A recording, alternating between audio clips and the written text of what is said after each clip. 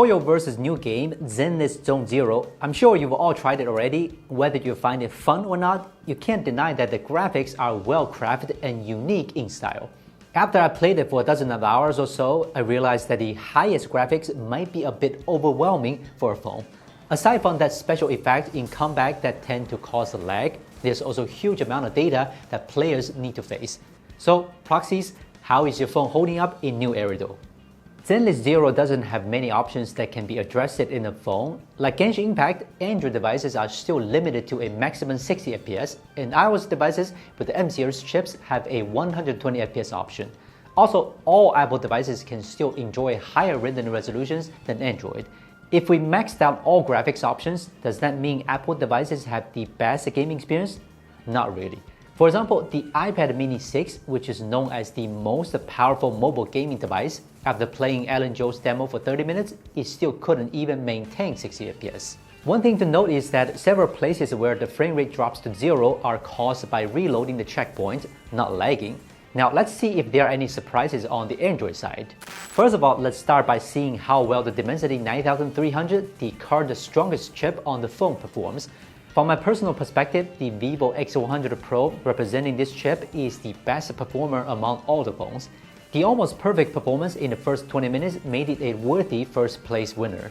Power consumption and temperature were also well controlled. Maybe you aren't satisfied with the downclocking that happened later on, then you would just have to go for a gaming phone like the Red Magic, because other phones might not be good enough for you. The OnePlus 8 III Pro that we just reviewed, despite that it is great in Genshin Impact, wasn't as good as I thought it would be in Zenless Zero. I can understand the downclocking, but locking the frame rate to 30 in a sudden really affects the gaming experience. Even if it picks back up right away, the average frame rate and power consumption is about the same as the X100 Pro, but I still prefer the frame rate to drop slower when it overheats. You can tell that to fight in a hollow for long periods of time, even the most powerful processor needs some help from a phone cooler.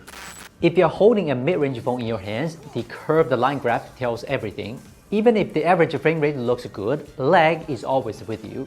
The power consumption is also much higher than the flagship phones. Not even phone cooler can save it from such performance.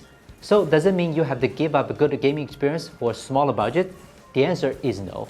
You need to think in a different way. So why not look at the flagship phones for a year ago? Snapdragon 8 Gen 2 phones are still very strong today. It just holds up a little bit shorter compared to the 8 Gen 3.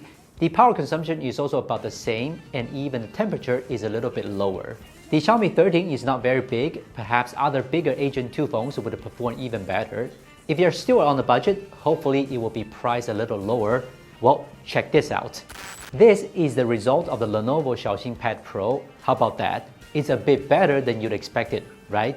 The reason why I recommend the A70 for tablets over phones is because Lenovo has been updating its Snapdragon A70 tablets every year, and also they dissipate heat better, no overheat and downclock. There are still some frame rate fluctuations and the power consumption is exceptionally high though, but for a big screen device with an old processor, it's more than what we expected. So I want to share some summaries based on the test data I've just got. If you want to play Zenless Zone Zero smoothly at the highest graphics, your phone performance should be at least Snapdragon 8S Gen 3 level.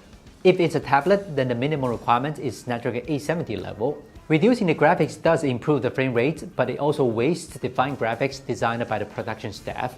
If you're in the market for a new phone, Geek Wheels has a summer sale that can help. The phones I just mentioned are currently on sale with discount. There are also things that will help with the gaming experience, such as gaming phones and phone cooler. Lastly, I wish all you proxies good luck in getting your favorite agents.